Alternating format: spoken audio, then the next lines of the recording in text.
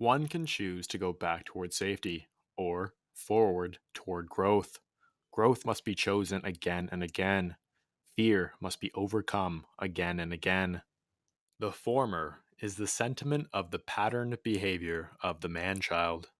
An individual who is not willing to leap away from their padded comfort zone and risks their potential remains in the same emotional state as they were in their adolescence.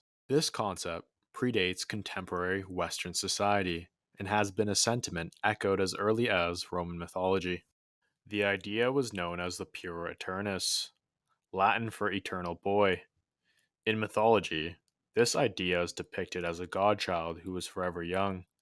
It is an older person whose emotional life has remained at an adolescent level and lacks the awareness, motivation, or pursuit for more. Carl Jung labels this construct as the child archetype. It represents our efforts to deal with the problem of growing up, aided by the illusion of an eternal fiction. Thus, the man child is spawned when they are dealt with difficult situations and retreat into safety. They lack the ability to cope in stressful and pivotal moments in life and regress to a place of comfort where they need not muster the emotional pain of failure. For Alfred Adler, courage is the attribute that is the catalyst of striving away from the comfort of safety. Courage, wrote Adler, is not an ability one either possesses or lacks. Courage is the willingness to engage in a risk taking behavior regardless of whether the consequences are unknown or possibly adverse. We are capable of courageous behavior provided we are willing to engage in it. So, you may be wondering, where does this phenomena stem from? And how does it develop into a cultural problem that is so persistent today? Developmental psychologists assume that insecure attachment relationships are found in early adolescence with the individual's legal guardians. Most historically, it is the mother figure that has more influence on the development of the child at an early age.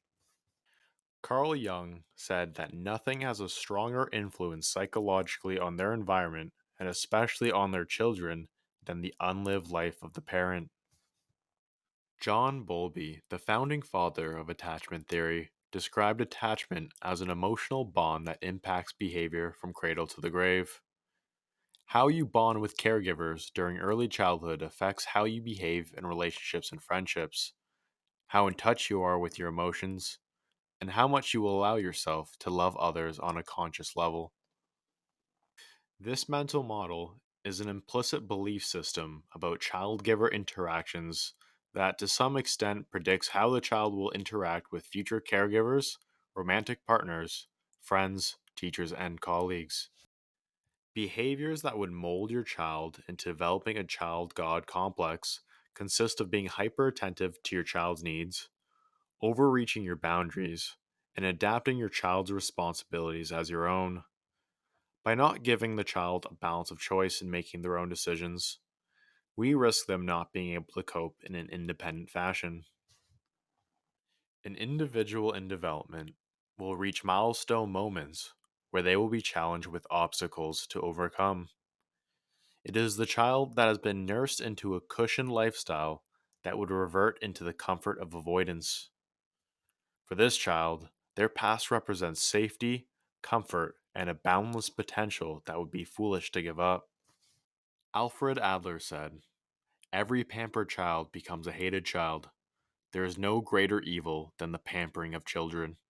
Thus, an individual must separate themselves from their parents and the joyful, limitless idea that childhood has to offer, and instead build their own identity. The psychologist Daniel Kiley labels this phenomena as the Peter Pan syndrome, and for fair reason. The boy stuck in nostalgia that doesn't want to grow up represents something that is magical, and that's because they are. Children have a limitless potential, and in effect, Peter Pan does not want to give that up. Zena Schreck writes, "Nostalgia is an illness. For those who haven't realized that today is tomorrow's nostalgia." Individuals clinging to nostalgic themes in their life need to learn how to love the person they become in the present. something that Captain Hook was never able to do in the Peter Pan saga. The primary adult figure in the story is Captain Hook, a tyrannical man who is haunted by the loss of time. He is begrunted and envious to Peter Pan's youth, and, in a sense, Peter Pan represents all the potential he failed to reach. The crocodile, with the clock in its body, represents that time already has a piece of Hook, and in soon finality would consume him. Peter Pan, traumatized by his main modeling figure, Captain Hook, decides that reverting back to a space of comfort in the state of a child is easier than having to deal with his emotional trauma. Peter Pan then becomes the king of the Lost Boys and creates a delusional sense of himself and the world. So come with me, where dreams are born and time is never planned. Just think of the happy things, and your heart will fly on wings forever in Never Neverland. This way of thinking validates one's willingness to use ignorance as a scapegoat to be blind to what's around them. It is an avenue to not accepting one's responsibility and living in a falsified dream world where everything is, quote, okay. If one ignores their responsibilities for too long, they will begin to accumulate and eventually collapse onto the living individual and create a life crisis. Sigmund Freud writes, the freeing of an individual as he grows up from the authority of his parents is one of the most necessary and one of the most painful results brought about the course of his development. It is quite essential that the liberation should occur, and it may be presumed that it has been some extent achieved by everyone who's reached a normal state. Indeed, the whole progress of society rests upon the opposition between successive generations. On the other hand, there is a class of neurotics whose condition is recognizably determined by their having failed in this task. Not developing a sense of self leaves you vulnerable to others' criticisms. An individual would become highly neurotic and emotionally susceptible to the external world around us. One would have a diminished sense of their locus of control, and that is to the degree in which they blame others and not themselves for their problems. For ancient Spartans, becoming a soldier was the only way one could be recognized as a man. Military training began at age 7 when boys would be taken from their families and placed in the Agog system. When a Spartan youth turned 18, he completed his training. To graduate and be recognized as a man in his community, the boy had to undergo a cruel rite of passage called the Cryptia. The young man would be sent to the countryside with only a knife and his wits. His object was to kill as many state owned slaves, called helots, without being detected and return to his school in one piece.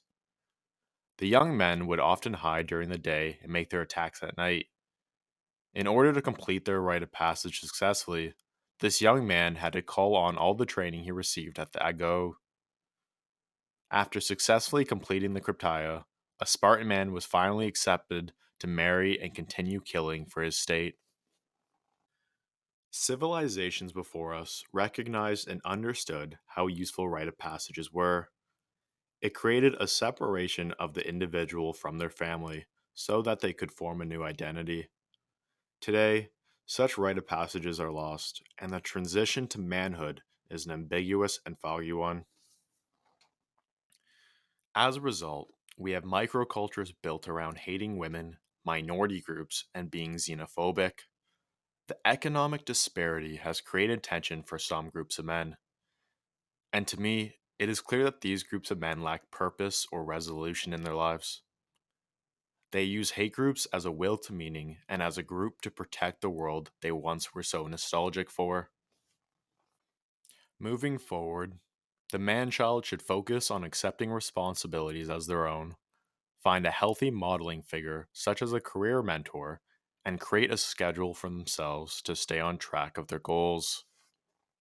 Viktor Frankl suggests that men should focus on themselves and worry for their own responsibilities and not project their insecurities onto others. Ultimately, man should not ask what the meaning of life is, but rather must recognize that it is he who is asked. In a word, each man is questioned by life, and he can only answer to life by answering for his own life. To life, he can only respond by being responsible.